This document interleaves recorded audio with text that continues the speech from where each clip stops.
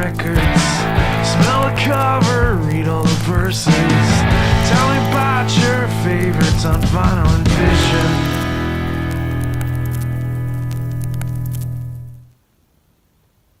Hi, I'm your host, Jimmy Drab here, and this is my show with my very special guest tonight, Brandon St. Pierre, who is the lead singer of the said band Anxious Wave. He's my guest tonight, and we are discussing Nirvana's Bleach. So this is kind of a big show. I mean, that's a tough record to tackle. I hope I did it some justice. I hope my guest Brandon and I did it some justice. It's a great album. It's very nostalgic for me and for him. I mean, it's a touchstone in rock and roll history. And if you like rock music at all, I mean, you have had some exposure to it at some point.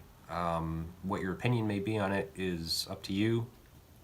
I think that it's extremely important, and it's just been a pleasure to get to know Brandon and get to speak with him about this album. It's awesome. I can't believe I haven't done a Nirvana album yet. This is the first one. So I'm just going to make this really quick.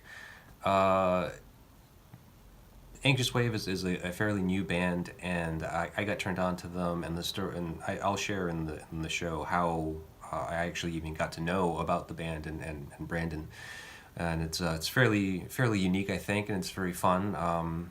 I'm glad I got to know them. I'm glad I got to know Brandon, and it was a great talk. They're playing.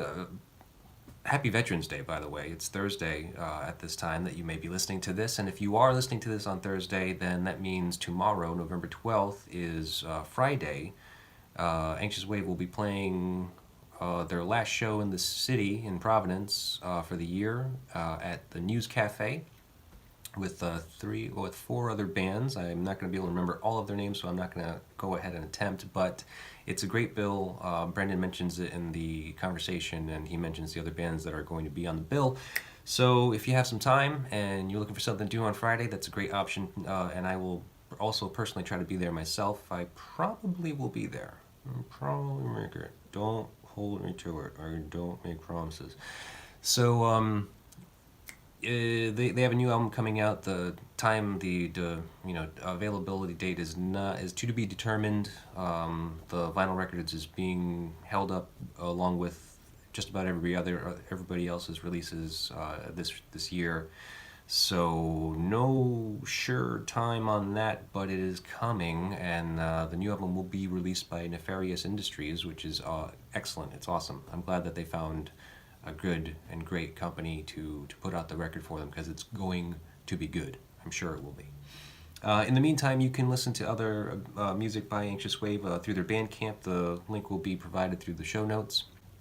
At the end of the episode, I've actually included the song Control off of their 2019 split with Pranzer Chocolate.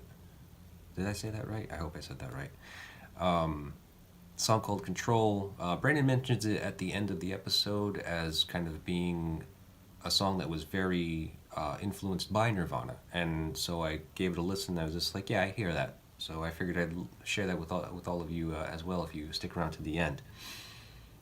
I think that's it for now. Thank you folks for tuning in, and if you, as we say here, please do all the things you do with the internet. Like, share, subscribe, comment, and rate and review, and if you care to know any more about us or help support the show, visit our website, psychicstatic.net, and any purchases you make through that website for any of the records that I have up for sale goes towards funding this project.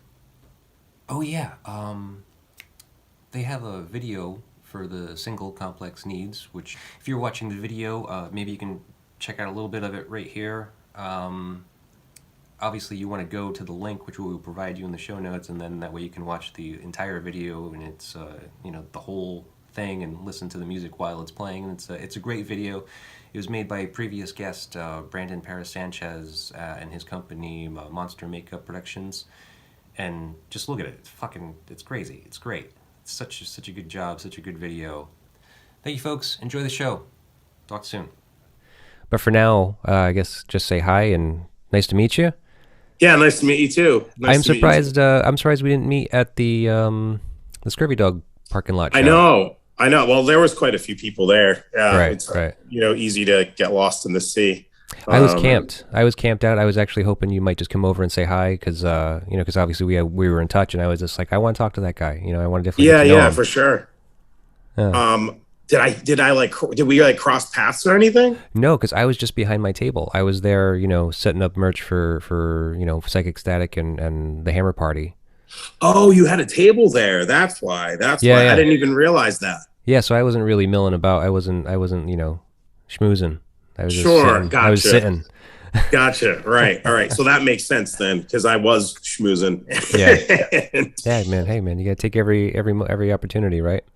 yeah, absolutely. Absolutely. Speaking of which, I just saw you guys. Your band Anxious Wave is celebrating its 4th year. Yeah, we started jamming 4 years ago. 4 years ago, I The guess fifth, the fourth. The fourth. fourth. Okay. Yeah. Congratulations. That's cool, man. Thanks. Yeah, really kind of strange because it wasn't supposed to be. No?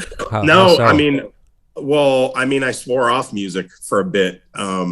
Oh yeah, I you was been going focused on. going monk? What were you doing? Oh no, no, no! I was honestly, I was finishing grad school. I was finishing up. I was just focused on my career at that point. When I said I'm good, I was Yeah. tired of being band dad in the bands that I had been in. I've been in bands since I was like 16 years old. I'm Yeah. 35 now. Okay. So I mean, it was kind of just like it's time. I'm doing all this adult shit. Like buying a house and getting married and all of that. But then coincidence or whatever. I don't know. It was just kind of like fate. Like I was starting to get the itch for it a little bit when Right. Mikey asked me to do it. But it wasn't like I can't wait to start a band again, and it was so not even anything that we were intending. We weren't thinking like we're going to write all these songs and try to put out a record and play some pretty good show, like pretty big, at least with some pretty big bands as far as the shows that we've played. Things like that. Like we weren't thinking about taking it quite as serious. Not that we take it super seriously, but quite as seriously as we have. Right. And Yeah. then it's turned into kind of what it is. That's cool. Well, Yeah. I mean that's great. So you kind of touched on a couple things that I wanted to get into because obviously we have not met or spoken before, and you had approached me originally about possibly really putting your record out, the new record for Anxious Wave, live at the Poison Room. Was it called? Live at the Poison Factory. Live at the Poison Factory. I'm sorry. So I mean it's a great record. Honestly, it was a hard pass for me to let you know honestly because at the time, unfortunately, I was kind of like in agreement with somebody to work on another project, and I just didn't want to put myself in a bad position. Sure. But, And it was like the earlier months of COVID that we had been in contact. Right. So And who knew what was going on with what at that point? Like shows hadn't started back up yet, I don't think. Or if they No. had, it was like very mild. Right, very limited. Yeah, very limited capacities, limited availability. Like, yeah, not great. Yeah. So I So- can't blame you at all. I couldn't blame anybody that said no. A lot of people said no, don't worry. Sure. Well, no, I'm sure they did. Yeah, right. It happens. That's how it goes. It happens with your first gig, right? Your first record, because I mean, you have an EP out, and then you have a split 7-inch, right? But so we have a demo from 2018 that we just released on Bandcamp. Mm-hmm. We have the EP that we did with Daryl Rabidou that we put out on a cassette, self-released, just a digital split with Panzer Chocolate. And then we recently put out the single with Illuminate My Heart Records, which is a label here in Providence, run by Matt from Amitié, another band here. META? Amitié. It's a French word. I can't remember what it means, and I don't want to be misquoted. Amitié. It's AMITIE with a little, okay. with a little shout out to them. We're actually going to be playing with them November 12th at the News. A little plug there. Oh, sweet. Yeah. Great. You're just killing birds with stones over here. I'm like I'm Right. getting to that. Right. Well, Sorry, jumped in the gun. No, that's quite all right. I mean, we'll talk about it many times. Make sure everyone knows about it. Sure. But so I listened to those releases from Bandcamp recently, and I hadn't listened to it prior to you sending me the advance of the full length, which I think that it's all really great. Honestly, it was a hard pass for me, man. Seriously, I really was considering it, but at the same time, so the weird thing was that I had just done the episode with Brandon Paris Sanchez. Brandon Paris Sanchez. And I was like, gorgeous. Yeah, so I was literally just prepping that show to be aired like that day, and then I saw him post something, or no, you sent me the advance like the day before, and I was just like, I don't even know this band. I don't know who this is. Yeah. And then I do the show for him, and then like the next day he tells me about or he told me about the video he did for you guys. Right. Complex Needs, right? Yep. Which was great. It was such a great video, and like so I watched it. I was just like, "Who the fuck is this band? Like, why are they all of a sudden blowing up? They're like they got it right up in the New Noise Now, right?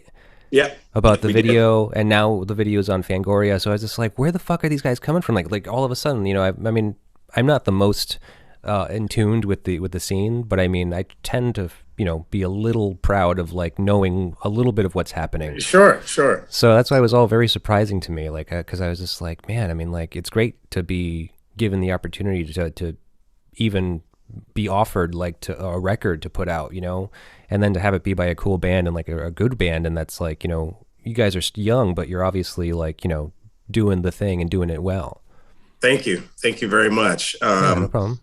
Well, I was turned on to you by virtue of the Hammer Parties record. Of course. That's so. We've played with the Hammer Party a couple times, and live, as you know, it's like, whoa, once you check out the Hammer Party, you're checking out the Hammer Party. That's kind of how I feel about it. Once they're in, they're awesome. Yeah. Awesome people and an awesome band. Yeah. So it kind of went from there. It was just like, oh, this is a cool, new label. Well, as far as I know, new label. Yeah. That's true. New label putting out a cool new band with some veterans of the area, and it was just like, well, we played with them a couple times, and I like the release, and let's see what happens. And then I guess it was just all coincidence from there, because you had mentioned, I was just talking to Brandon Paris about you guys last night.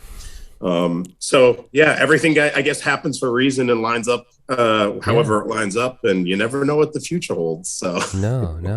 It seemed the scene's crazy too. I mean, like it's so nice that things are happening again, and I think that I guess that year kind of really killed it. So like, cause you're, Anxious Wave being together for 4 years, it's like 1 year was inactive, kind of. I mean, I guess you were recording the record, I assume, right? Oh yeah, we were doing, I mean, most of, well, wait, let me think about that. Is that true? Yeah, well, 2020. My timeline is all messed up. My timeline's all messed up because we were. You must have been finishing it, because I think you sent it to me in like March. Right. And that means obviously you did post-production. You must have done the mixing and mastering by that point. I'm trying to think of the sequence, really. Yeah. I mean, so I think was it March that I sent it of this year, 2021? I think so. I think it was around that. That sounds about right. Yeah. So what I believe happened was, so right at the foot of COVID, like right when it started to become a thing. Like I remember us kind of joking about it at a time at Brian's where we recorded. We had started to go over there just to like get, rough tracks on some of the songs down. And then obviously when things got crazy, we were like, we're going to put it to bed for a bit. But then when things started to lighten up, so at those various points, that's when we would get together and we would record some stuff. So it really was choppy all throughout COVID. Well, not that COVID's over, but you know what I mean? The lockdown, I guess. Yes. Right. So over that amount of time, that's how the record came to be. I don't remember even at this point the exact sequence, but I know that we were done with it by the fall of 2020 because that's when we shot the music video for Complex Needs. Oh, okay. Cool. Yeah.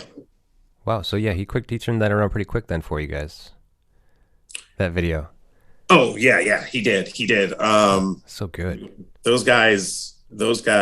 Well, Brandon and his crew, because they're just always on the go. Go. What's his company's name? Monster Makeup Productions. Monster Makeup Productions, right? Yeah. Fantastic. Fantastic, and they're always on the move. Like they're always out. They're always doing stuff. I actually have to give Brandon and his Monster Makeup Productions, I guess, the whole bunch of them, Brandon and Ryan and Wayne and Chris, and Mike. I have to give them all a shout out because I feel like a big part of Anxious Wave's jump in popularity. I wouldn't say we're popular, but jump in. People know who we are, I guess, in the area. Yeah. To some extent. And I would attribute that to those guys. Like they've hooked us up with lots of really cool opportunities, including but not limited to that music video. We're going to be working together in the future too. That's great, yeah. Because they had you do a little cameo in the movie too, Death Drop Gorgeous. Mm-hmm. Yep. Yeah. That thing's out and everywhere now. Yeah. I'm not sure if it's. I know some secrets about it, I guess. I don't know if it's even a secret, but it hasn't been announced yet, so I'm not going to say it for them. Okay, but I know that it will be streaming on at some point beyond it is streaming now, actually. No, it is streaming now. I think you can get it some places, and they definitely have a DVD that you can actually order. So if anyone hasn't done that yet, you should. It's a great movie. Absolutely. Awesome movie with awesome people behind it. Yeah, for sure. So, speaking about your band, Anxious Wave, so you were saying how you've been playing since you're 16, right? So you're about 20 years in now? Yeah. That's awesome. So what other bands were you doing before Anxious Wave came along? Oh, various hardcore bands, punk bands, metal bands. The first band I was ever in, I was in high school. It was called Silenced Forever. It was more like aligned with something like, it was just like me and my high school friends basically playing to other high school friends, but we just thought it was the coolest thing. Played the living room all the time, that kind of stuff. That was more like Unearthed or Poison the Well, something like that, because that's what we were really into at the time, and that's what I certainly was into at the time. It was very popular at that point, underground music, hardcore and metalcore, that kind of thing. But that was my first band, and then from there I've been in a few others. Lowlife would probably be the one that most people would know me from, because we played some pretty big shows too. We played with like H2O and Sworn Enemy and other kind of hardcore thing. So you've always been a singer too. Yeah, I've always been the singer. You don't play anything? No. Some of my friends would say that I play drums. I would say that I play drums, but I've never played drums in a band officially. That maybe will be a thing one day too. Who knows? Yeah, I love drums too, man. It's just so fun just banging around on them. Like, I don't consider myself very good, but yeah, at some point it'd be fun to like, someone that wants to start like a Nirvana cover band, I'll be like, okay, I could play that, sure. Yeah, right, exactly, stuff like that. So I could play some Dave Grohl type drums, nothing like extravagant, but I could get away with a beat here and there. But I also play the keyboard, like the piano, I guess. I started doing that actually earlier than high school. But I'm not I don't know how to play. I can just play along with maybe somebody else and come up with my own little things here and there. So you started playing when you were 16. So you've always been a singer. So that's strange for me because I've never been a singer really. How do you get started? Like what possessed you to want to be the front man of this first band that you started when you were 16? Or were you voted? Was it one of those things where it's like, no, you can yell pretty good, you try it. No, actually. So when I was a kid, I've always been very, very interested in music. I've always clung to music. Its escapist qualities and things like that. And at like very young age, we're talking like 3, 4, really, really, really young. That's cool. Which we'll get into as we talk about the album later on, but not my album, Nirvana's album. Right. But I remember talking to my dad, because my dad's also pretty interested in music. He's not like a musician or anything, but he was always listening to music when I was a kid. Both of my parents listened to lots of music. And so I remember saying, what do you think I was probably like 5 or 6 years old. Like, what do you think is the most important part of being in a band? And he like thought about it for a second and said the drums. He probably doesn't even remember this conversation, but I certainly do. And he said the drums. And I was like, dude, yeah, I want to be a drummer. And so it was like a little kid kind of thing. Yeah. Awesome. And so I got an electric like drum set, not drum set. It was like a drum pad for Christmas or something shortly thereafter. And that was the closest it ever got to it, because that had that had a volume button on it. My parents were not going to get me a drum set, and a drum set was very expensive. They were working class people, super working class people. Sure. So that was kind of that. And I always loved music and wanted to be a part of music, but it was never like I can afford instruments or anything like that. Right.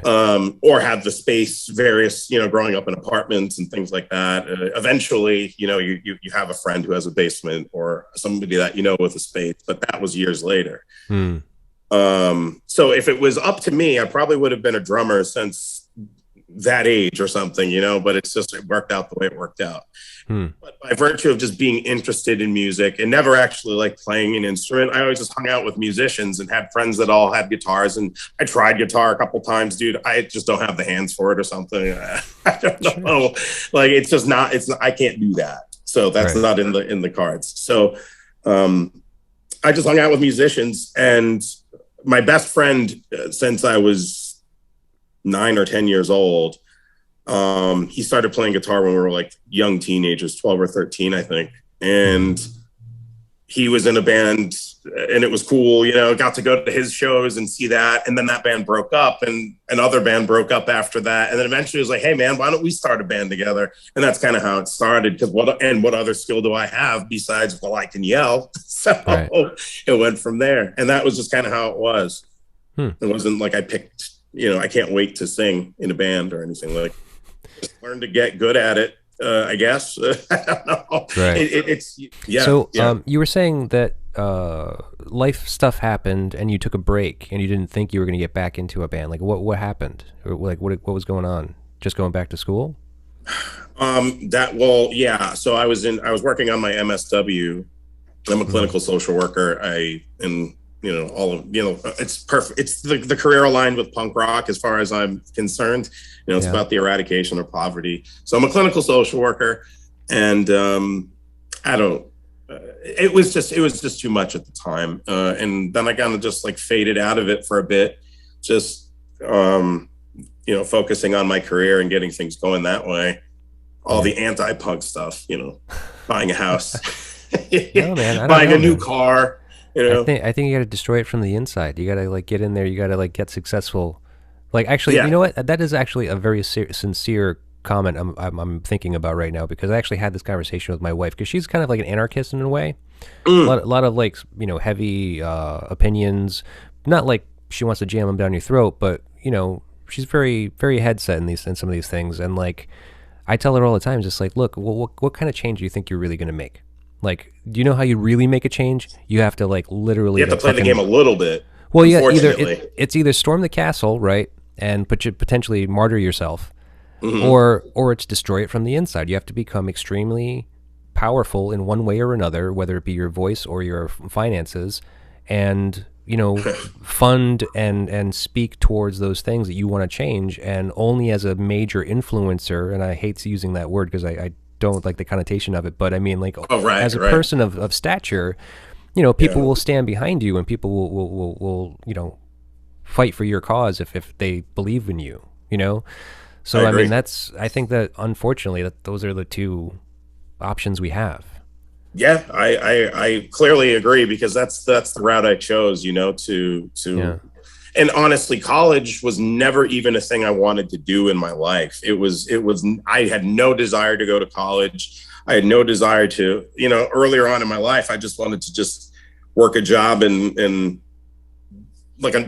just work a job that pays enough, some miracle job that pays enough with no skill that, for also to live, just enough to get by, Yeah. That was all I really, so I could punch in, punch out, and then enjoy my life.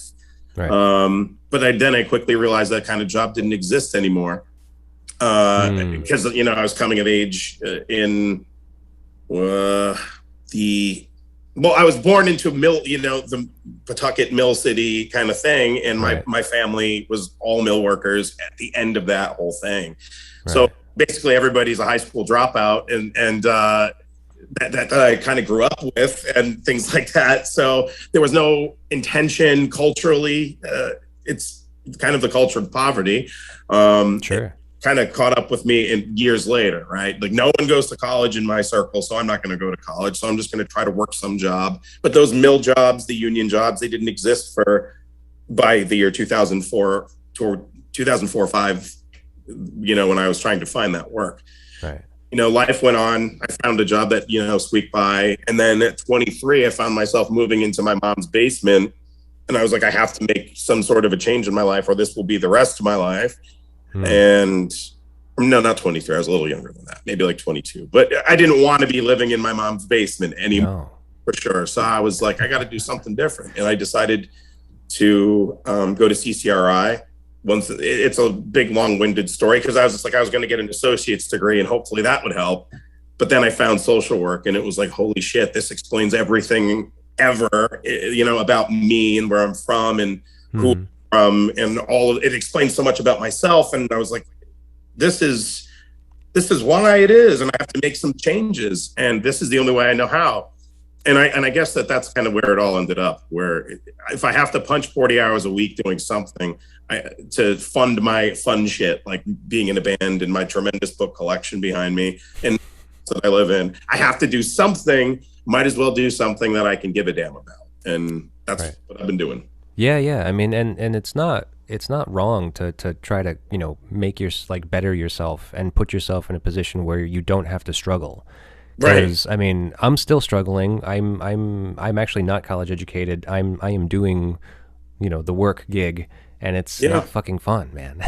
It's not fun either way, though. That's the thing. That's the thing that I've realized. No matter how much shit, it all sucks. Work sucks everywhere in every way. That's kind of what I've discovered. Unless it's work that you like, you are really passionate. So I guess that's what I'm saying here. Yeah. Like, to have a boss is the worst thing, and I hope my boss doesn't see this, but like, having a boss sucks, and I just cannot wait. But, no offense, but you guys suck. I mean, you guys can't everybody's relate. Boss sucks. Some of the shit, man. Not my direct boss, my direct, because that's the other thing in social work. There's 7,000 managers for every for everything. So not my direct boss, because there's 74 layers of management above her. But everybody above her, it's just yuck. Yeah, the worst, the absolute worst, even in social work. Well, we fight the war on poverty. And so I cannot wait which is about 5 more minutes in my career. in the grand scheme of things, not literally 5 more minutes, but 5 more minutes until I can just be my own boss, because I'm independently licensed at this point. I just have some loan forgiveness things to wrap up at my employer, and then boom, I am done. I'm going into private practice. Nice. Like fancy pants private practice. I have a whole thing, but that's cool. Discussed. Good for you, man. No, I love it. That's great. Yeah. I love to hear those things, man. You got to take care of number one, unfortunately. Yeah, unfortunately. Hey, so do you want to talk music a little bit? Yeah, sorry about shop. No, it's okay. I mean, it's all part of the story, really. It's all kind of part of getting to know you. But yeah, so it's gonna be a hard one to edit, though. No. You have no idea. Right. Sure. So you were saying you came from a middle class family and from Pawtucket? I wouldn't even say middle class family. They probably would, but no. We were poor. Lower middle class. Sure. No one wants to say poor, but we were poor. We were poor. Poor. Yeah, yeah. And all of the things that come with poor came with it. Right. So what was music like in your house? You said your parents liked music. So what were they listening to? My mother was listening to lots of 80s pop and early 90s pop, and I love that stuff to this day. A lot of female power pop stars. Yeah. All right. A little Prince. I would say she probably listened to Prince a bit, and I love Prince very much. Sure. A bunch of stuff like that. A lot of 80s dance music. New Shoes. I remember her owning that and having that in heavy rotation. I can't wait. It's their huge single. It's a great song. You'll recognize it as soon as you play it when you check it out. Sure. Yeah, I know. And my father listened to more 70s rock and some 80s rock too. The coolest band my dad probably introduced me to would probably be The Cure. or something like that. Okay. Yeah. That's nice. Yeah, so good, kind of a good range, mix bag there. Yeah. And so you said you were always into music since you were like really really little. Like what are some of your first memories of like being introduced to music? That I picked. That Yeah, I, yeah, kind yeah. of. Or that you Mm. could that you realize you were like the first thing that you listened to and it's just like, "Oh, that's good. I like this." So this is the story that's coming to my head. Sure. I remember I had two older cousins, Brad and Jeff, and like I must have been like 3 years old, and they were in the record store. I was with them, a record store that is in a it doesn't even exist anymore. This was like years, 1989. Yeah. And they were grabbing stuff, and I remember selecting three cassette singles that were 99 cents, and just picking them on account of their artwork. They just appealed to my 3-year-old eyes, and they were Guns N' Roses' "Sweet Child of Mine," Paula Abdul "Straight Up," and I can't remember what song, but it was something by Simply Red. Okay. So, and then these went home with me, and the only one I liked was the Guns N' Roses cassette. I remember that. That I guess could be the first thing. But I was like, and I've heard stories being from my parents, my father telling me how much I loved the song. I think it's called "Set on You" by George Harrison. Oh yeah, yeah. Like as a little kid, like baby practically. So, but the first thing that I remember being like super stoked about would probably be Nirvana or Metallica, one of the two, probably about the same age. Yeah, and was it 4 or 5 years old? Was it Nevermind that you first heard? Absolutely. And you were like 4 or 5 It was at the before time? school. What's that? Were you like 4 or 5 at the time? You said no. How old were you when you heard it? You were? Yeah, 1991 it came out. And you were how old in '91? I was born in '86, so 5. Oh, wow. That's so weird. I like it. It's so strange to me because it's like this is a very nostalgic record for me. I mean, like the band in general, I had to go back and listen to the entire catalog because I was just like, oh, it's been a while since I've heard all of these. Sure. Digging into this first one, Bleach, is just like it's the one that I listened to the least probably. I'm like everybody else, I'm like the majority of the fan base of Nirvana is just like I heard Nevermind first. I was 11 when it came out in '91, and remember it being completely mind-blowing and explosive. So why did you choose this record as opposed to Nevermind? So, it's the difference. It's the radical difference between the two. I had heard Nevermind first, like you, which is a decidedly clean record. Oh yeah. And most records, if you went to the store in 1991, while they didn't sound like Nevermind, like the music, the songs didn't sound like Nevermind. The production, I mean, it sounded like a '90s rock record, and probably formed what '90s rock records sounded like too. But it didn't sound like the production quality and the song structure weren't that far. There's a reason why it blew up. It was palatable, for music. Just the average, I know, the average Joe, I guess. I mean, like they did it right, and the production was a huge part of that. Bleach, on the other hand, I had never heard it. That was the first record I had ever heard that sounded with like any true grit to it that I can remember, and the songs are like heavy and gross. And I was probably 6 or 7 years old listening to Bleach for the first time, and I had never heard anything like it. And hated it. Actually, that was a big part of why I chose it, because I didn't like it at that age. Time I heard it. It's much like Master of Puppets' Black Album around the same time. And then I went back and heard Master of Puppets and was like, ugh, I don't like this, because I was a little kid and I'm hearing like glitzy, poppy, kind of like very sheened production. Right.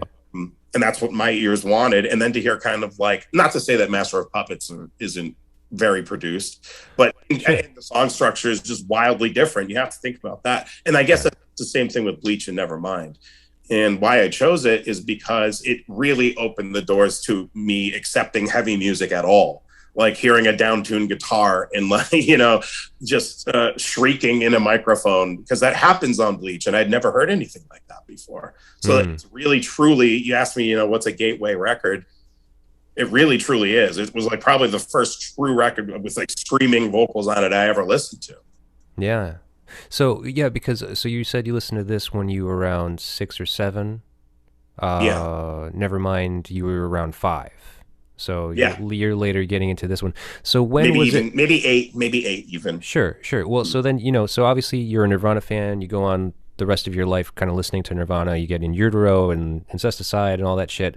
And I didn't get In Utero until much later on in life. I moved away from Nirvana for whatever reason. At like preteen. Yeah. Yes. I mean, so you listen to Bleach at 6 or 7. They put out Incesticide, and then ultimately In Utero comes out, and you don't listen to those records. No, Incesticide, absolutely. I had that on cassette, and in fact had a Nirvana T-shirt around that age. Was the Incesticide album art. I loved that record, but it's not, well, what I didn't recognize, once again, because I was probably about 8 or 9 years old, maybe 7 years old. I didn't recognize that Incesticide wasn't an album. Right. I thought that it was, their follow-up record, but what I later found out, it's just a collection of B-sides and, demos and rarities and stuff. Yeah. Yeah. That's how it goes. They were kind of, I mean, the running theme here is, if your kid is like 4 or 5 years old and listening to Nirvana and loving it, there were some neglect helped me become so interested in music at such a young age and have such an exposure to it, Mm-hmm. Oh yeah. That's the truth. They weren't really monitoring the things I was doing because, frankly, they were wrapped up in their own shit, and fair enough. Right. Yeah. Oddly enough, that actually sounds very parallel to Kurt Cobain. Yeah, and that probably had a big part of it, because I remember reading like magazine articles, like Spin and Rolling Stone interviews and things like that, and him talking about his childhood.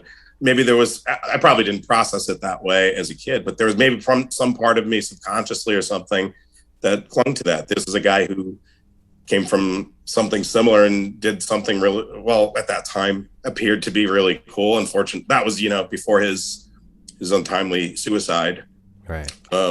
Which also is poignant because I was a little kid watching one of his heroes kind of kill himself. Yeah, right. Literally. Yeah.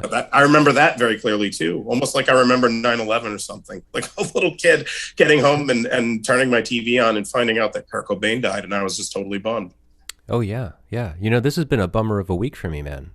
Like just getting into Kurt Cobain's mind a little bit, and like revisiting this time in my life, where I'm just like, man, I'm actually a little bummed right now. Yeah. Like, I mean, the music's great. I mean, like, it's just sure. like, it's nostalgic. It's very, very nostalgic. I mean, it's a point in my life where I was starting to learn how to play music, and so this, I mean, Nirvana was the band that kind of like, the Velvet Underground was for some people. It was just like, I want to play music now because I hear what these guys can do, and it seems possible. For sure. I was just like, sure. even the simplicity of the music, I was just like, I can learn this. Like, I can actually play what he's doing. Like, I think I can actually do that. Right. So wild. Absolutely. And while the first time I heard this record, I wasn't thinking about it in that way. I think later on, when I was, actually in bands and recognizing what it took to write a song and all that kind of stuff. And the simplicity of it was really probably like the coolest part for me. And in hindsight, at the time, the thing, it's like, I mean, the song Negative Creep comes to mind, where it's not even really a riff. I mean, he's just kind of like chugging and sliding his hand up and down the guitar, and that is the riff to the song. Not, once again, nothing like that. I had never heard anything like that before. And so we should get into this record. Do you own a copy of this? So yes, I do. It's in a bin in my basement. I have it both on CD and cassette, but not on record. Oh, okay. Well, those are going to cost you quite a bit now. Yeah, right. I mean, except for the reissues, like there's I don't think they've put out the 30th year, but they did do the 20-year anniversary, and I don't know. I don't know if it'd be worth it. I mean, I'm not crazy about reissues in general. I'm not crazy about like the extra content, and for the most part, that's only got like a live concert added to it. Yeah, and that's readily available too. All right, so let's go ahead and get into this record, and we'll start off with the first track. Yeah, Blue. opening track. It's a great song. There's a lot to say about this record, and I don't know how much we're going to get into about it just because there's so many different facts. So let's see. Well, for this song, Kurt has been quoted as saying he didn't take much time writing the lyrics for all these songs, and frankly, he could give a fuck about any of them. So what's your writing process like lyrically? I would be lying if Kurt Cobain didn't have something to do with it. I think that I kind of take core issues and ideas and chop it up and kind of make nonsense out of it. And sometimes there's a little quip in there and a little witty thing in there. But I would say if you looked at my lyrics, you wouldn't be able to easily identify what the hell it's about. And I feel like Kurt Cobain's lyrics are very similar in that regard. Like, it's like first glance, it's like, what the hell is this nonsense? Right. But I wouldn't say I don't care about them. I wouldn't say I don't care about them or give a damn, but I'm also not writing the riffs, and he was. So his passion was maybe more there. Yeah. Well, I think that he was a procrastinator, it seems, from what I had read, that he kind of just waited till the last night before going into the studio to just kind of like pull an all-nighter and just write down whatever he could. And I think that that's why the majority of this record, you'll notice that if you listen to it, you'll see that there's a lot of repeated verses and choruses, and that like very repeated lines. Some songs even have like a few lines altogether, and that's it. Same thing with Anxious Wave. Same thing with Anxious Wave, for sure. You rely heavy on the chorus. Yeah, there's definitely a little bit of that. Also, how much time do you take writing? Sometimes 30 seconds. Like sometimes, it's like I'm writing it while these guys are just jamming it and just pours out. There's other times where I sit with it for days. Are you in the room with the guys as they're kind of like, piecing songs together? Every time. And so you'll just like freestyle for a while until you find something, then maybe write it down. Yeah, kind of. And it's not even, I wouldn't say I freestyle. I don't like waste my time like yelling over a microphone while these guys are trying to write the song or anything like that. But I'll sit there, in the back and kind of come up with whatever the melody is or like the rhythm. And so what do you find your content to be about a lot? Like, what do you think? Do you have a certain theme that you kind of gravitate towards? Yeah, politics. Okay. Politics and trauma and human biology, socioeconomics. I find that I write about family structures a whole lot. And that's not on purpose. There's just a lot of stuff about family structures and mothers and fathers and children. And I mean, it's probably because for a while in my career, I was working only with kids for a bit. Mm-hmm. And it just subconsciously falls out into the lyrics. But yeah, it's a little bit of all of that kind of stuff. Yeah. Relationships, love, sex, drugs, rock and roll, deep things. Yes. Some, but deep things with kind of like a sense of humor. Yeah, I was actually thinking about that about you, like that. You seem like you have a pretty good sense of humor. I have to, I think that it's a survival strategy because so many awful things are going on in the world all the time, and I mean, my work, and right. So let's move on to the next song. Let's move on to Floyd the Barber. Just had to get a little bit of release in there with the chorus from all that sludgy tension. Yeah, right. And it's a spooky chorus too. Like that riff was kind of spooky. Yeah, it definitely has an eeriness about it. So I've never analyzed lyrics before, especially not for this record. With this show, I constantly analyze lyrics now, which is something I never used to do. And most people I speak to also don't analyze lyrics as well. Yeah, so, I don't, and I write lyrics. So yeah, sure. I mean, and it's just like it's one of those things where it's not necessarily that important. I've always said it sound, the lyrics and the words, the way they're sung is kind of another instrument, and it's just kind of, That's exactly how I view it. yeah, it's a layer of the music, Right. It's like a percussion. Yeah, sure. I mean, it's just, it's part of it. It's part of the fabric. So, so Floyd the Barber is technically based on, or at least characters involved in this song are characters from the Andy Griffith Show. Really? Yeah. So I'm not familiar with Andy Griffith Show very well. I mean, I know I've seen like maybe an episode here or there as a kid, but I'm certainly not a fan. Yeah, right. Right. But I actually had no idea that. So maybe I haven't read about this. okay, yeah. So I mean, it's kind of a weird, like, dark humor take on the Andy Griffith Show, because he kind of mentions characters from that show throughout the song, Floyd the Barber being one of the characters, and it's essentially, I would have never known that. Yeah, it's essentially about this character that comes into the barbershop to get a haircut or whatever, and is taken advantage of, and is like,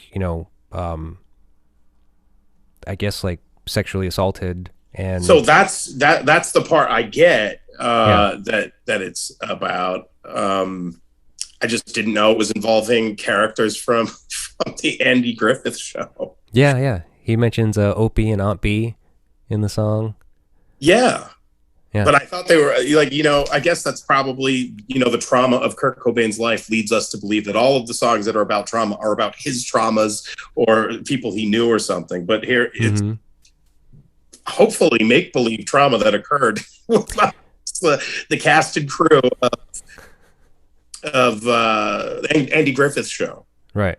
Well, so I guess that's relieving to you to a degree then, because you're just like, oh, it's not all just about him and his trauma. Okay, that's nice. Yeah. Right. Yeah, he actually was creative. I mean, it was actually like a fun kind of. I mean, it's like, it's dark, but it's. I'm trying to find these lyrics right now. Oh, okay, yeah, you can get them for sure. Oh, so, yeah.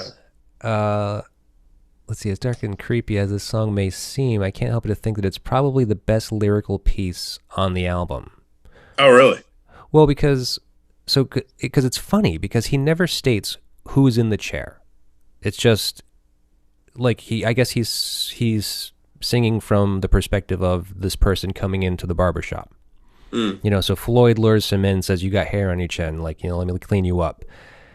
And so then, like, so he never states who's in the chair, but he does mention the other characters by name throughout the song. And I don't know, I mean, this is just, the situation at hand is really funny when you think of the juxtaposition of the squeaky clean facade of the show. Yeah. And so it's right. Like, I'm checking these lyrics out right now. They're yeah. I mean, I think that for this it's context. Funny. Yeah. He's just, it's funny. It's a witty song, I think. Like, I mean, some people could read into it and say, like, this guy is kind of demented. He's kind of sick, and like, yeah, he kind of was a little bit. He had a troubled background, but I think that this is just really funny. Right. And like, that actually probably connects to what we were just talking about a few minutes ago. Exactly. That's why I wanted to ask you, like, what is your content about mostly? Because, I mean, I don't think that this is actually a far cry from some of the stuff that Kurt would write about often. Right. I mean, like, there's another song on this record, which we'll talk about, which is kind of a similar theme, but it's actually more of a nonfiction account. And then there's Polly off of, which he had already written that by this point. Yep. Like, they had demoed that around this time, but ultimately they re-recorded it for Nevermind. Right. So it's definitely a theme that he kind of like latches onto. So that's why I was asking about your themes prior. Sure. It's cool. It's a cool. I like this one. One. In fact, I like this one a lot more than I like the next one. Oh yeah. Oh, come on. Yeah. Who doesn't love a love song? Yeah. Right. It's just it played out. Just one of those things. I've heard it so many times. Right. No, that's true. Well, let's give it a little bit of a listen.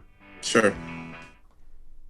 So this is seeming to be a little bit more of the structure of the Kinks, whereas in the 30 seconds you kind of get a little flavor of the entire song. Cool. Yeah. I that's a cool observation. The Kinks. I never, you don't really hear, you don't think of Nirvana in the Kinks a lot, especially Bleach era. But another thing is this is kind of like this. This is the song structure that I believe totally informed most of Nevermind. This song. Oh yeah. Well, there's actually it's funny because I mean that is actually one of the facts that I have about this song is that this song is the one that ultimately led Butch Vig to want to work with Nirvana. Yeah. Because he had listened to the rest of Bleach and he was just, and it's good. It's a good record. Okay, it's all right. It's a good rock record. But this one was the one that informed him of the possibility that they have, like the range that they have to flesh out songs and like what kind of chances they might be willing to take. Right. And that they had pop sensibilities. So. Exactly. And this is I think that they all kind of have a pop sensibility in a weird way on this album, in a weird way. But this one is definitely the most traditional pop rock song. Okay. So wait, so there's one thing I want to say about A Girl before we move on. So, okay, so this is fairly significant because if you think about a band making a debut full-length album amongst an up-and-coming punk grunge scene, and then considering putting this on, putting on this bubbly pop song, Right. It was going against everything that they may have been feeling pressure to strive for at the time. So, what is your greatest limb that you have gone out for yet, as of yet? With Anxious Wave? Yeah. With Anxious Wave, I think it's about to be put out. It's the newest stuff, that we're going to do. The album, the newest album. Because there's definitely some more poppy kind of jangly kind of stuff on there that's not, I guess, that far from About a Girl. Yeah, I don't know. What's up? It's not quite that poppy. I mean, I can that poppy. I can hear hooks, and I can hear accessibility, especially compared to like your first EP. Yeah, definitely. That's for sure. I mean, your first EP, I think, is a very straightforward kind of like hardcore record. Yeah, kind of. There's with some like noodly riffs at some points, but yeah. But there's, particularly the third track on our new album, I think sounds like a Nirvana song straight up, just like a straight up verse, chorus. Kind of very melodic song, and I think that would probably be one of that song in particular. I mean, there's a cowbell in it, like God forbid a cowbell. Yeah, there's a cowbell in it. That's a limb for a hardcore punk band, Right. I guess that's true. Yeah. Yeah. So. So how do you feel about it, though? I mean, like, you're obviously excited about it. You're obviously like pretty happy with it, right? Our new album. I mean, because that's the example of the limb you're going out on, right? Yeah. I'm stoked. I'm so stoked. It's basically I feel like it's the music I was always supposed to be making in a lot of ways. Like it's kind of a mash of all the stuff that I like in one band. Yeah. Not stuff I like, but a lot of stuff that I like. A good portion, sure. All right, well, let's move on to the next song, to School. Cool. I'll cut it just before the chorus. No recess. No recess. Mm-hmm. We all know it.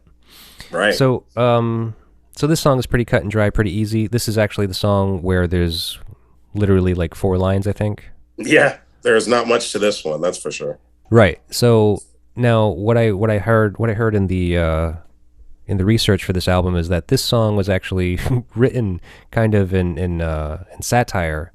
Like it's Kurt was feeling very irritated by the music scene in Seattle and the whole grunge thing that was happening and how it actually seems like they were being pushed towards making grunge because it's like they weren't the grunge band. They just kind of blew it all up. Right.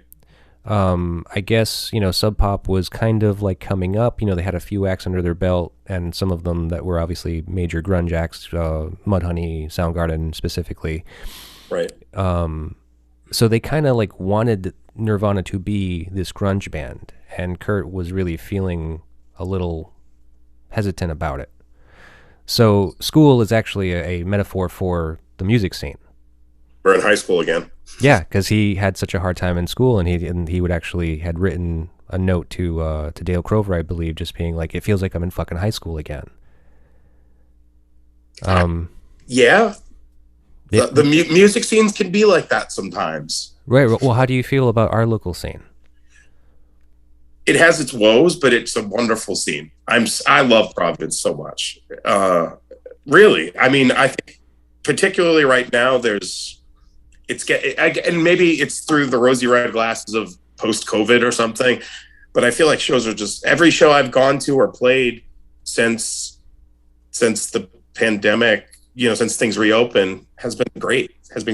There's new people, there's old people. It's just, we have so many awesome bands. And the fact of the matter is we have so many bands in Providence that it's like, you don't know them all. You live here, and we're a tiny little area with a tiny little music scene in the grand scheme of things. And there's so many bands that you could always find a new one, Sure. Yeah. I love it. It has drama and woes, and sometimes it is in high school, but it's up to us to just not pay attention to the negatives and focus on the positives and try to keep it going. Right. All right, let's move on to Love Buzz. All right, guys, come on. That intro is way too long. Yeah, it is. But I don't know that it's their fault. I've never heard the original. This is evidently a cover. Yeah, you didn't know that before? No, I did. I did know that. I just forgot it. But I've never heard the original version. Oh, no? No. Well, here you go. A little different. Yeah, definitely. Okay. Dutch band, Shocking Blue. Yeah, I was just reading that. They are the ones that famously did that song Venus. Like the Bananarama cover. Yeah. Her vocal does sound familiar in that way. It sounds like the same. Yeah, well, because it is, right? You probably heard the original of Venus at some point. So this is the only cover of the album. It was also the first single Nirvana released through Sub Pop, and it was the first single of the Sub Pop Singles Club. Do you know how much this stupid fucking record will sell for if you have it? I'm sure it's quite a hefty amount. There was 1,000 that was pressed for the Singles Club, and one recently sold in February 2021 for $3,998. Jeez. Yeah. Wow. So if you have one of these sitting around your house, by all means, dig it up. Yeah. And use it as a down payment for a vehicle or something. Yeah, right. Wow. Yeah, Jeez. so, I mean, this is one of those rare things where it's just like, the increased value of vinyl records is just kind of mind-blowing. Right. Aside from that, I mean, I've always loved this song. I've always thought it was fun. I didn't realize it was a cover. It's actually kind of what attracted Sub Pop, what is his name, Bruce Pavitt and Jonathan Pondman from the founders of Sub Pop. It's what got them to think that, yes, we should sign Nirvana and we should put their music out. That cover was the one? Yeah, well, because they went to go see them live. And they did it. They did this song, and that's the only one that's the one where they were most excited. And they were like, that has potential. We want to put that out. Yeah. Cool. Because they actually didn't want to give them a full-length record. They actually wanted them to do an EP after that single. And, they just negotiated to just put out a full-length record. Makes sense. It's like, why bother with an EP? I mean, just how much more is it going to cost them, really? Yeah. How important is it to you to release vinyl? Never done it before. So that was a big part of it. For me, with what we're doing with Anxious Wave, nothing I've ever recorded has come out on vinyl. Mm-hmm. And it was kind of well, I want to do it. Never did it before. And it's also, it's the most predominant way that physical media is being consumed, at least in punk rock right now. True. If there's anybody buying anything, they're buying vinyl, and cassettes have resurged, but yeah, exactly. Kind of. I mean, I'm not a big fan of the cassette. I mean, I don't know. It doesn't seem. I guess it really depends on who you are, because it doesn't seem very conducive to me, because it's I don't really have a tape deck anywhere. Right. I like have a tape deck in my house, but I mean, like, I also have a CD player, but I don't play CDs either. Right. You know, it's just like Right. it's either streaming or it's just like I'm going to take the time to put it on the turntable. I mean, like, And yeah, that's most people at this point. So Yeah. that's basically it. That's basically it. You know, right. I just felt like, and I the packaging process and all that kind of stuff is really exciting. I think, you know, the collectability component, all the things, I guess. Sure. Yeah. Well, so I mean, do you know when is the new record coming out? By the way, you don't know yet. man, Stuck in limbo. yeah. So test press we were supposed to have originally, I think, sometime in August, but the delays are just significant. The latest we heard is that we'll have test presses this month, towards the end of the month, but it remains to be seen. So until we have test presses, we can't really pull the trigger on a whole bunch of other stuff. But we're doing some things, like we're going to be shooting another music video soon, and a few other things to kind of like line up with the release. So it's actually okay because we can kind of build momentum for it, but it's still annoying. Like we wrote these songs a really long time ago now. We have like plenty of new songs that we've already written, and we've even played we've played even one song that doesn't even exist. Playing because we just want to. We've been playing these songs for so long now. Right. So yeah, we don't know the answer to that, but we will sooner than later. Okay, so I assume you're going to be doing like a pre-sale vinyl, you know, a few months before you think it's going to be arriving. Yeah, that we're going to have to talk with the label and see how like all that kind of stuff is going to look when we have an actual like, oh, this will be our release date and all that kind of stuff. Right. And then the plans from there it's all kind of tentative, and we'll see what happens with all of it. When we have a date for sure is when we'll know. But right.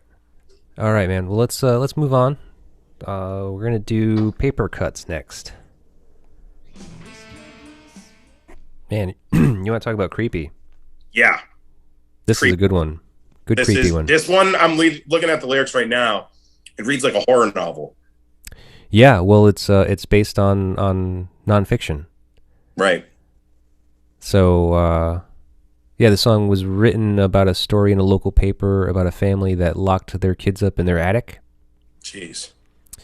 Yeah, not great. So, and now the intriguing part about this song, I mean, like, it's tough content lyrically. The song itself is cool. I mean, it's like a cool, like, heavy song. You know, it's really funny to listening to this. I'm just like, Nirvana never does this again.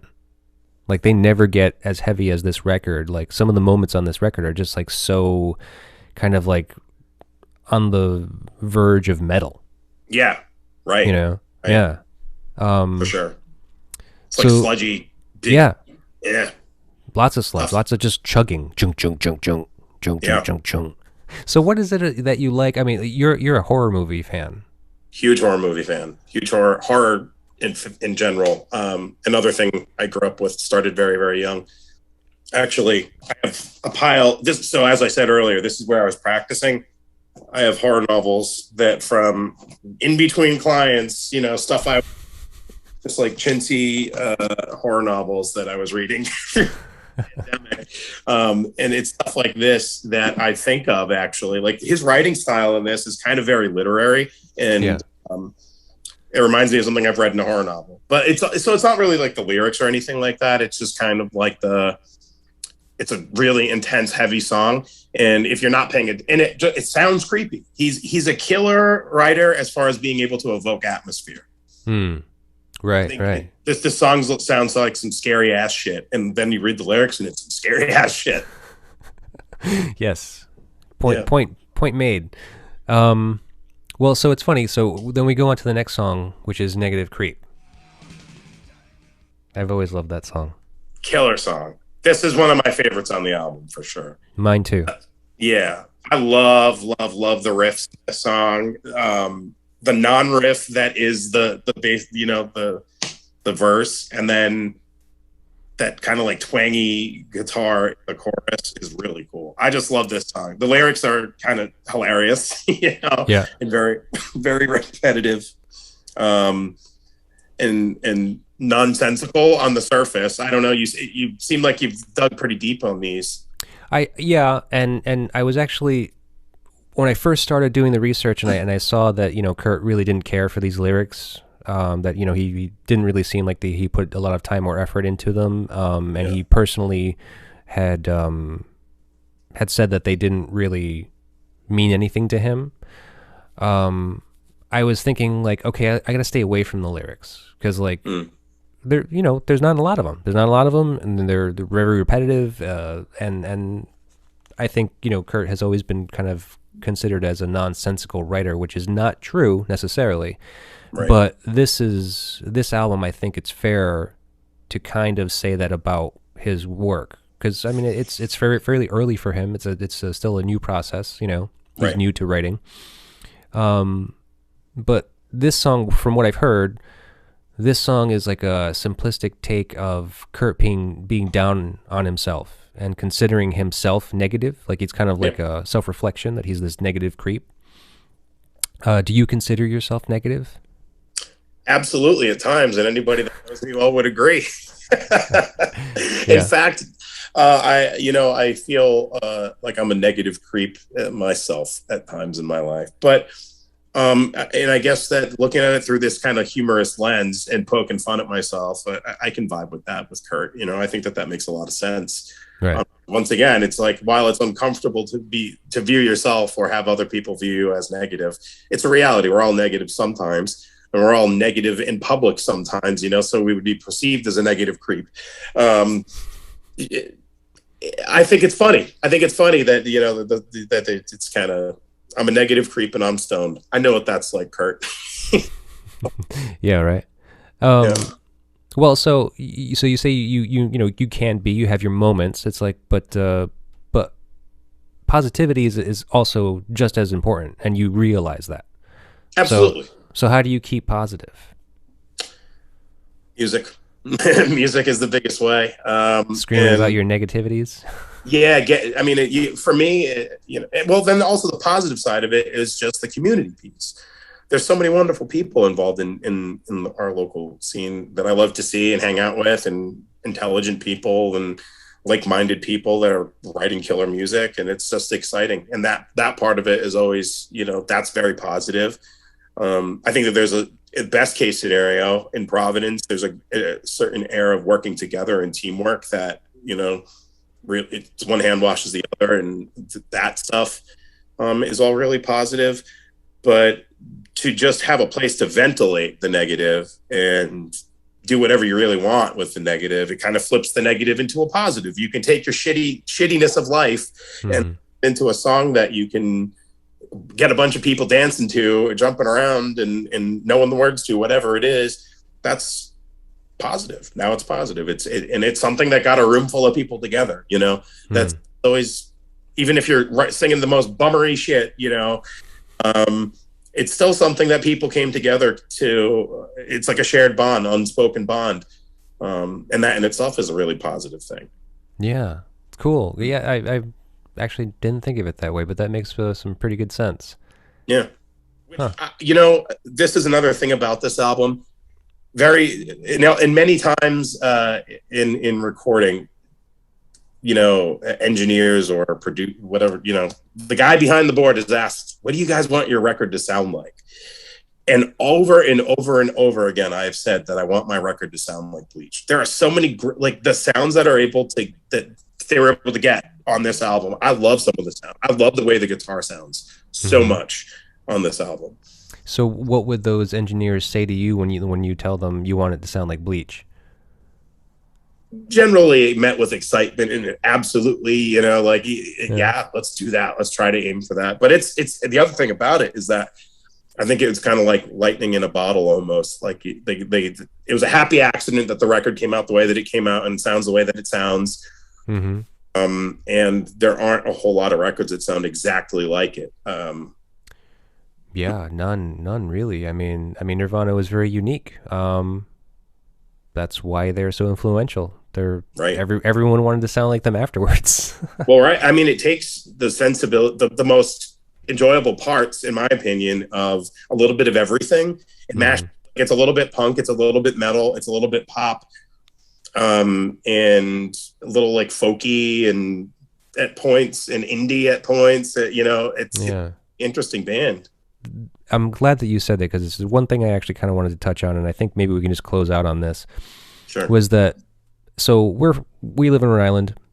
I've been a pretty big fan of like the noise rock scene in the city for a long time, and so Sub Pop has always had this like connection to Rhode Island because of being involved with Six Finger Satellite, right, and other bands too. I mean, even the Hydrogen Terrors wasn't on Sub Pop, but they had like a single, or no, it was Von Ryan's Express, I think, was on Sub Pop. But so there's all these bands that like had some kind of connection to them. Even the Amazing Crowns had like a single with them.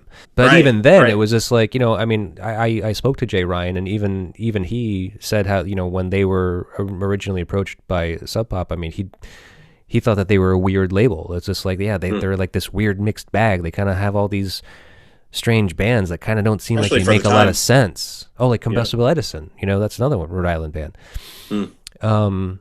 We found out about Sub Pop after the fact, after Nevermind. Yeah. But thinking about that, like that album Bleach in '89, and what else was happening in the music scene, like what else Sub Pop was doing, and like the records that Kurt had been looking to for inspiration, like they're mostly kind of like noise rock bands that he was listening to, like weird punk rock that we now associate with like noise rock, like the Butthole Surfers and the Wipers and like Rape Man, it's so, I mean, like, do we really, and like I have a feeling like some like noise rockers kind of still kind of look down at Kurt, because it's like they kind of see him as being this pop guy, and it's like he kind of was a sellout, right? Right. And that was his sentiment about it too, allegedly. Yeah, I mean, I don't think he was happy with it either. I don't think he's happy that his music got turned into this, or got projected into this space that he wasn't really wanting. I mean, he was just writing the songs that were natural for him, and it happens to be this natural for everybody else too.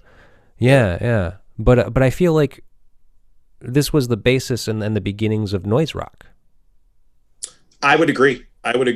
And well, kind of. Definitely. Yeah. Noise rock as like a pop. I mean, think about how many bands are directly connected to Nirvana, as far as like, they kind of opened the floodgates to tons and tons of bands that are held in much higher regard, I think, amongst music nerds. Sonic Youth is the one that comes to mind almost immediately. I think that there's a lot of correlation between the two bands. I mean, thinking about it in the context of just '89's music climate at all, let's move it away from even noise rock or punk or metal. Just like, it's a ballsy record.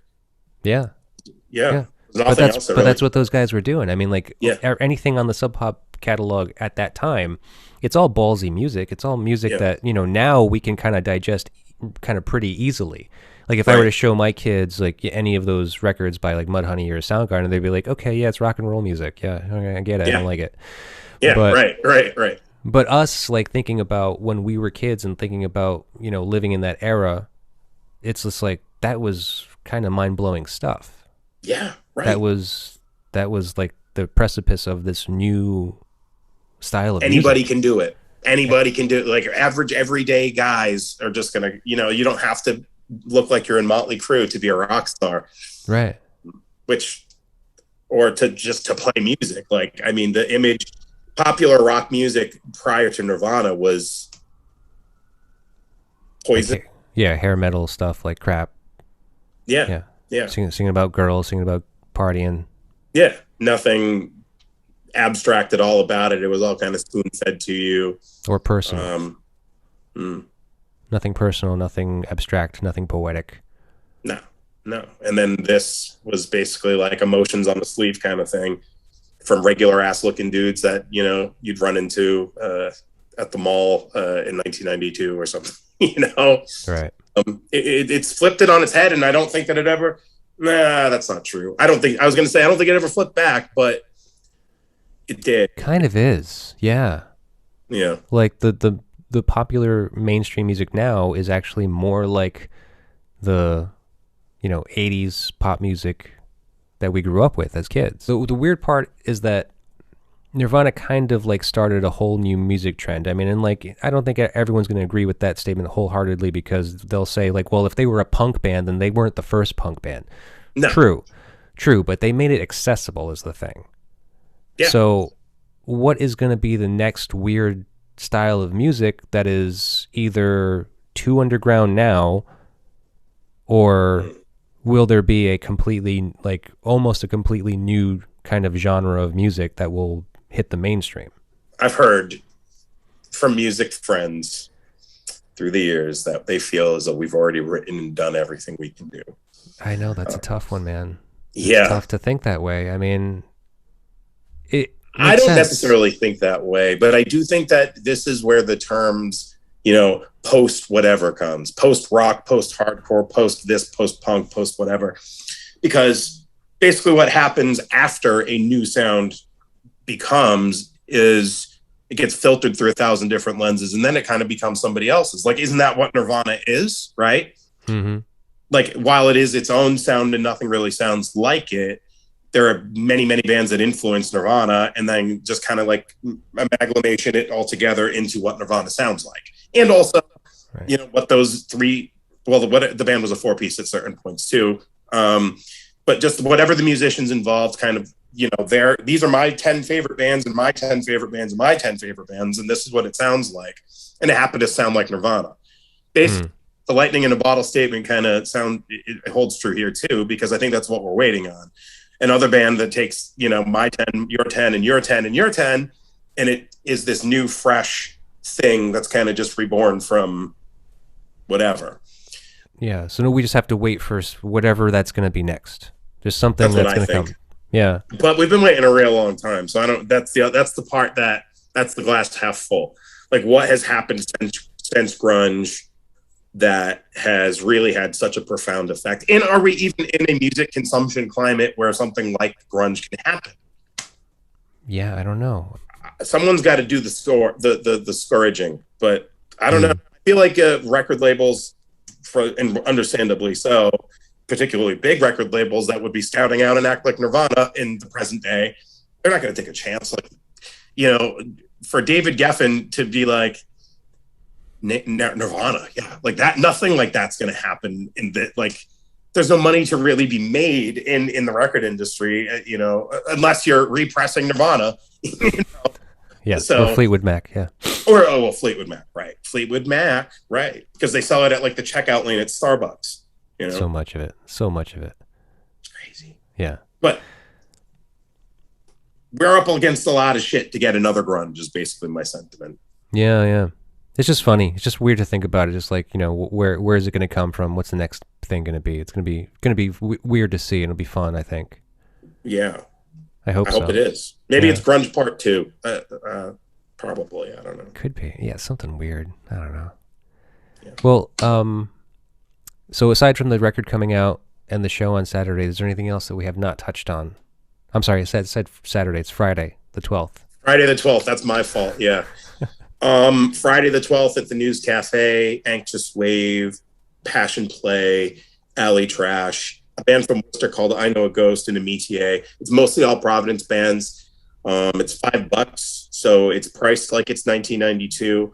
Yeah.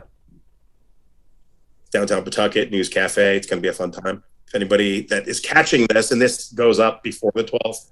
Maybe, yeah. If anybody's catching this and this is up before the 12th, come on out. And if not, come out to another show that is coming soon. Yeah. Do you have another gig, another thing out further? Yeah, not in Rhode Island.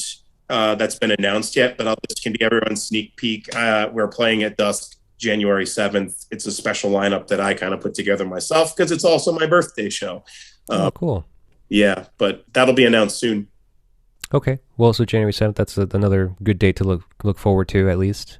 Locally in Providence. But actually, why the hell not? We're going to be playing a couple of state shows in December too. Connecticut and Boston. Okay. So those are coming up too. Connecticut and Boston. You didn't know the dates or by chance or no? Yes, we're playing Connecticut the 11th. The 11th at Altones with Intercourse and Darklands. There's a lot of bands on that one. That one's like 6 bands. And then we're playing one at O'Brien's on the 22nd with Black Beach, Cronies, and Betty's. Cool. Yeah. Sounds great, man. We're from Providence. We're living in Providence, and there's such a great legacy and history of music here. I want to do my part to perpetuate it and keep it going and make it better, because everybody loves to complain and no one loves to contribute. So, you know, you don't have to just be in a band to do that. You know, there's a million ways you can support local music and be a part of local music. Yeah. Like, you know, like what you're doing. This podcast, running a label and doing the things that you're doing. Right. If anything, there's plenty of bands, not plenty of labels, you know. Right. Or just show up. That's all you really got to do. Just show up, right? Just showing up. Just go out and like, not even if you know what it is. I mean, that's something I used to do as a young person that I kind of don't have the luxury to do anymore. But it's just like, just go to a place. Like, I don't know what the bill is. I don't know who's playing. Yeah, absolutely. There'll be people I know there. I'm going to go and see what happens. You know? Yes, absolutely.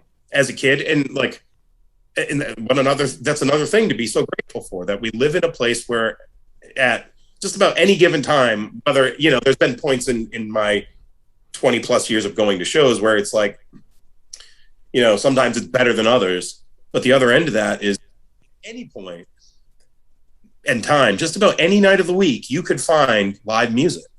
Like, we're spoiled brats when you think about it, because there's places in this country where that's just like the closest thing you're going to get is like a cover band or karaoke or something for miles and miles. While we have a handful of venues in walking distance from each other that just about any night of the week have a bunch of cool shit happening.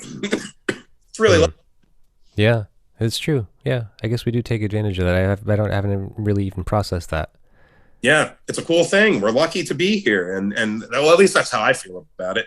And at least from the music scene side of things, like, we have a really cool music scene, and I think it's important to continue it and make it. You know, I want young people to come in the way I once came in and be like, "Whoa, this is fucking cool," and I want to do this and all that kind of stuff. And you know, as bands as big as Nirvana, you know, that stuff inspires us too. But like the local, like, I remember going to my first local shows, and that was just as much of a profound experience as it was to hear Nirvana for the first time. You know? Yeah. No, it means more. I think it would mean more to a younger person, kind of like being able to see it and feel it and smell it and touch it and being like, wow.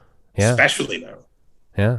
Because how many experiences do young people get where it's so sensory and so social, and, you know, everything is through a goddamn cell phone now, and like, you know, you don't ask the girl that you're like nervous about, or, you know, make the new friend or any of that. You just do it all through the filter of a phone, where now, you know, and just like, I listen to music on my phone and I live through my phone. There's not a whole lot like, I watch TV on my phone. You don't go to Blockbuster to rent a movie anymore. You don't go to the movie theater to see it. You don't, you know, the concert, the live music setting, there's nothing else on the planet like it. And I hope that it lives forever, because, you know, the young people don't get anything, like, there isn't a whole lot of this kind of communal stuff around art at all. And so for us to be able to pack a room full of 50 people, 100 people, 200 people, however many people want to come out, it's a blessing as far as I'm concerned. It's like, good. You know, let's keep doing that, and let's make it continue to be. Right. I hear you, man. All right, let's keep it going. Cool, man. Well, hey, go have a good time. It's been a pleasure speaking with you. Honestly, you know, I mean, I'm so glad that you reached out to me and that we like finally got time to talk. Definitely. Let's keep in touch and hopefully see you soon. Yeah, I'll try to see you on Friday. Awesome. See you then. All right, man. See you there. Take care.